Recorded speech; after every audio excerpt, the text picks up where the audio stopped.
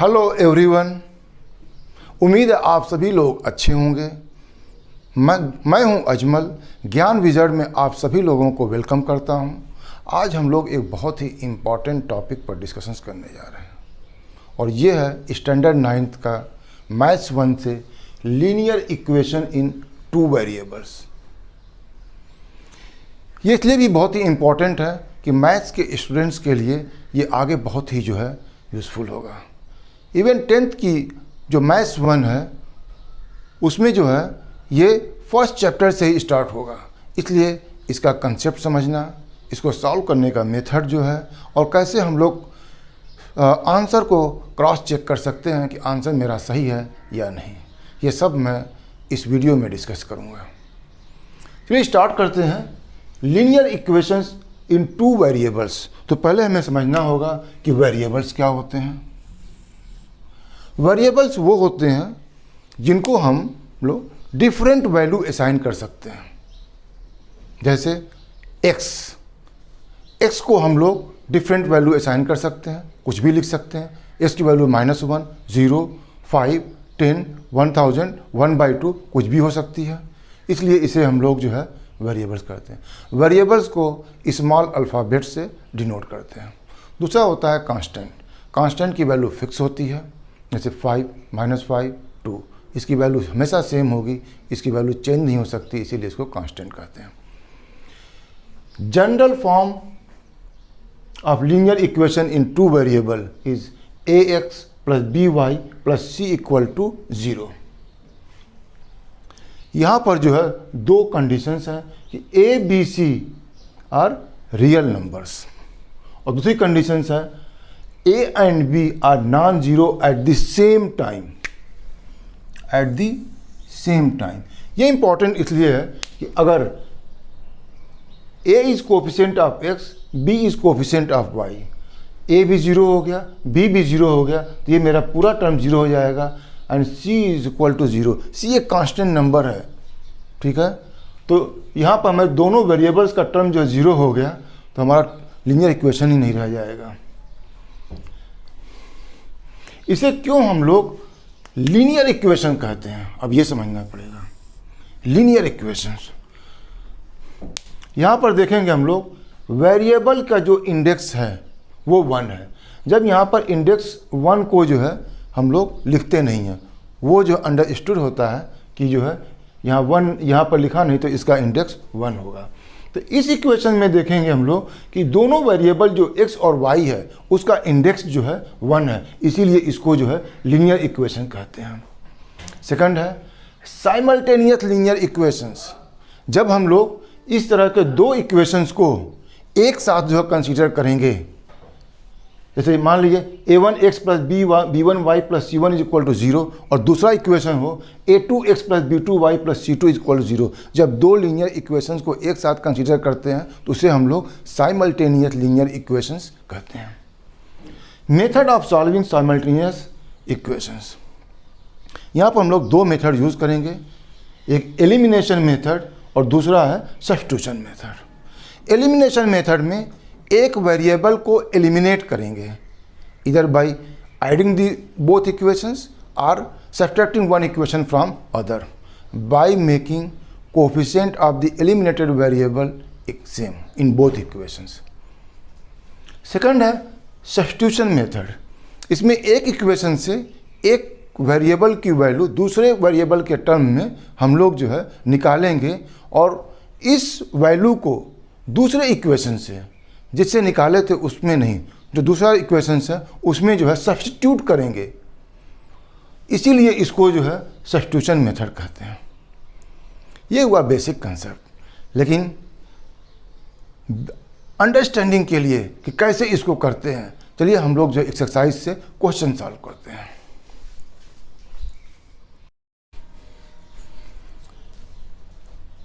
Practice set 5.1 से question number 3, Solve the following sets of simultaneous equations. First one, x + y = 4 and 2x - 5y = 1।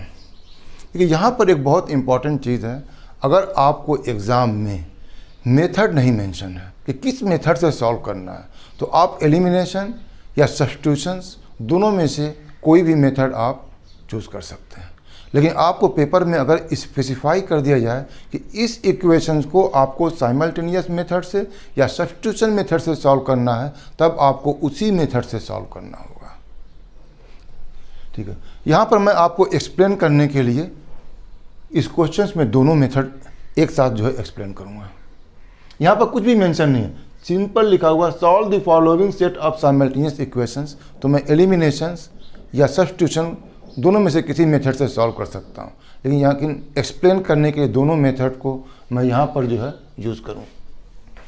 देखिए, first equation में दिया हुआ है x + y = 4। दूसरा equation है 2x - 5y = 1। यहाँ पर एक चीज़ इंपॉर्टेंट ये है, यहाँ पर जो है प्लस है और जो वेरिएबल y है यहाँ पर जो है इसका कोफिशिएंट -5 है। तो मुझे इन दोनों इक्वेशंस को एलिमिनेशन मेथड से सॉल्व करने के लिए जिस वेरिएबल को एलिमिनेट करना है उसका कोफिशिएंट सेम होना चाहिए। यहाँ पर y का जो है कोफिशिएंट 1 है। यूजुअली 1 कोफिशिएंट लिखा नहीं जाता, वो अंडरस्टूड होता है। तो y का कोफिशिएंट 1 है, लेकिन सेकंड इक्वेशन में y का कोफिशिएंट -5 है। तो मुझे क्या करना पड़ेगा कि फर्स्ट इक्वेशंस की बोथ साइड्स को मुझे 5 से मल्टीप्लाई करना पड़ेगा। Multiplying equation 1 by 5। कि बहुत बार जो है स्टूडेंट्स को कन्फ्यूजन होता है कि 5 से मल्टीप्लाई सिर्फ लेफ्ट साइड करना है या राइट साइड करना या दोनों करना है। जब यहाँ पर मैं लिखा मल्टीप्लाइंग इक्वेशन 1 यहाँ पर जो है का मतलब होता है बोथ साइड्स। तो आपको 5 से दोनों साइड में मल्टीप्लाई करना है। 5 टाइम्स x + y = 4 × 5 और 5x + 5y = 20। अब इसे हम जो है इक्वेशन नंबर 3 लिखेंगे।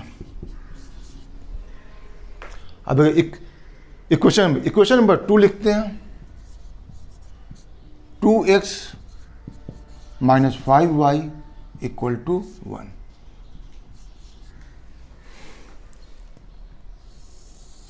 इन दोनों इक्वेशंस को ऐड कर देंगे। यहाँ पर भी +5 है, इसका फर्स्ट इक्वेशन में y का कोफिशिएंट +5 है और सेकंड इक्वेशन में y का कोफिशिएंट -5 है। तो इसको ऐड करेंगे तो ये कैंसिल हो जाएगा। Adding equation 3 and 2, this part will be cancelled out। 5x + 2x is 7x = 21 और x = 21/7, x = 3। देखिए यहाँ 7x के साथ जो है मल्टीप्लाई कर रहा है। जब इसको लेफ्ट साइड से राइट साइड ट्रांसपोज करेंगे तो मल्टीप्लिकेशन का ये डिवीजन होगा, इसीलिए यहाँ पर मैंने 21/7 लिखा। x की वैल्यू 3। अब मुझे y की वैल्यू निकालने के लिए किसी एक इक्वेशन में मुझे इसको जो है पुट कर दूं। तो सब्स्टिट्यूट या पुट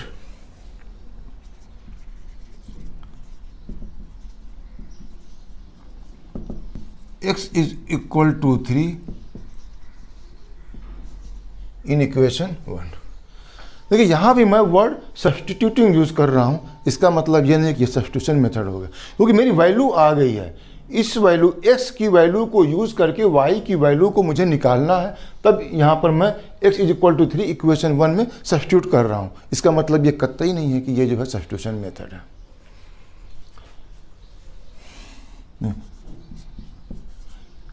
x + y = 4 है। मुझे x की वैल्यू मालूम है 3 + y = 4। y = देखिए यहाँ पर 3y के साथ ऐड हो रहा है। जब ये राइट साइड में ट्रांसपोज होगा तो ये जो है माइनस होगा, y = 1। ये तो मेरे x और y की वैल्यूज आ गई, सॉल्यूशन कंप्लीट हो गया। लेकिन ये जो हमारा जो सॉल्यूशन आया x = 3 y = 1, ये सही है कि नहीं सही है, ये मैं क्रॉस चेक कर सकता हूँ।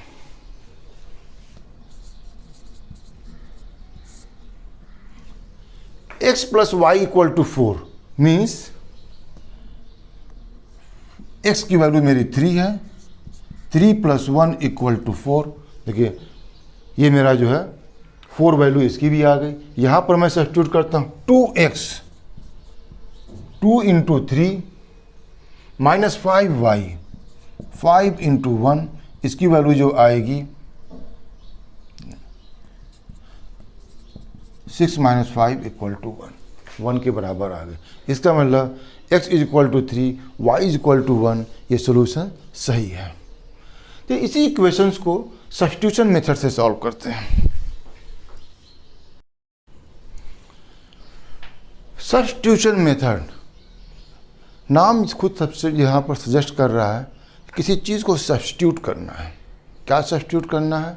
हमें एक वेरिएबल की वैल्यू को दूसरे वेरिएबल के टर्म में जो है निकाल करके उसे दूसरे इक्वेशन में सब्स्टिट्यूट करना है।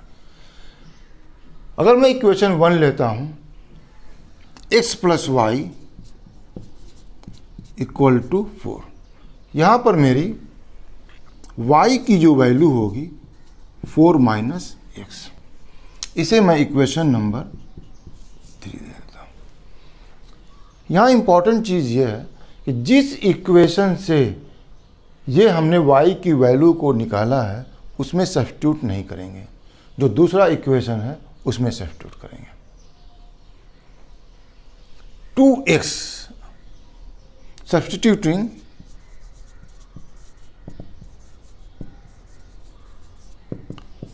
y equal to 4 minus x in equation 2, 2x minus 5y। देखिए यहाँ पर जो है स्टूडेंट मिस्टेक करते हैं, वो क्या करते हैं यहाँ पर लिख देते हैं 4 माइनस एक्स, और या तो ये 5 को 4 से मल्टीप्लाई कर देंगे या जिसको जो 54 कंसीडर कर लेंगे और आंसर जो है गलत आ जाएगा।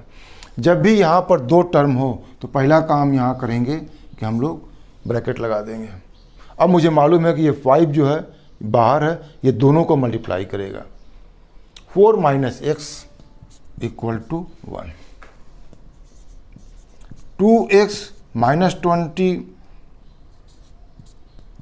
5x into 1, 2x plus 5x is 7x equal to 1 plus 20, 7x is equal to 21, x is equal to 21 upon 7, or x is equal to the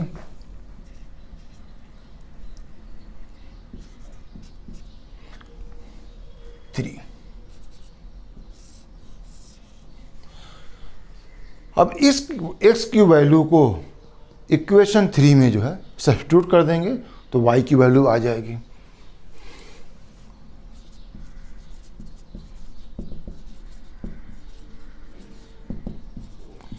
x is equal to 3 in equation 3, y equal to 4 minus x, x is 3, y equal to 1। और first method में हम लोगों ने देखा था कि x equal to 3 और y equal to 1 जो है इस इक्वेशंस के सॉल्यूशंस थे और इसके एक आंसर को क्रॉस चेक किया था। एक क्वेश्चन और सॉल्व करते हैं।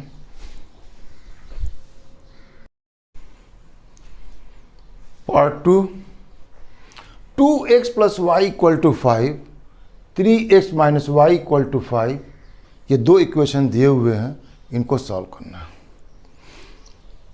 मैं यहाँ पर इसको जो है एलिमिनेशन मेथड से जो है सॉल्व करूँगा। इसका एक रीज़न है, यहाँ पर आप देखेंगे ये प्लस है और ये माइनस है। जब मैं दोनों इक्वेशंस को ऐड करूँगा तो प्लस और माइनस जो है कैंसिल हो जाता है, और इसको कैंसिल करने के लिए एक कंडीशन है कि यहाँ पर जो है कोफिशिएंट सेम होना चाहिए, जो ऑलरेडी यहाँ पर है। इसीलिए मैं यहाँ पर एलिमिनेशन मेथड से सॉल्व करना प्रीफर करूँगा। Adding equation 1 and 2, adding equation 1 and 2, 2x plus y equal to 5 and 3x minus y equal to 5। जब मैं ऐड करूँगा ये कैंसिल हो जाएगा। 2x plus 3x is 5x is equal to 10, x equal to 10/5 और x equal to 2। इस x की value को मैं एक इक्वेशन में जो है सब्स्टिट्यूट करके y की वैल्यू निकाल लूँगा।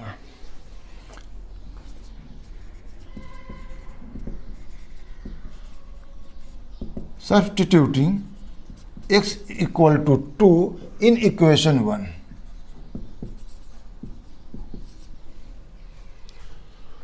2x 2 into 2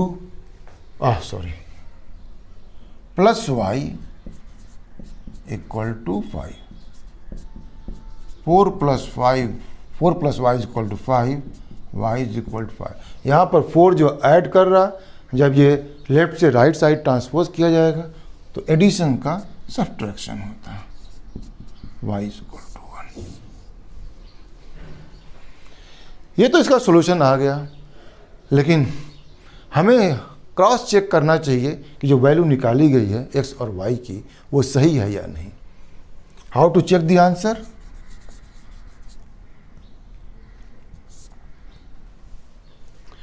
x और y की वैल्यू इन इक्वेशन में पुट करेंगे। देखिए, अगर मैं इक्वेशन 1 को लेता हूं, 2x 2 into 2 plus y equal to 1 is equal to 4 plus 1 equal to 5।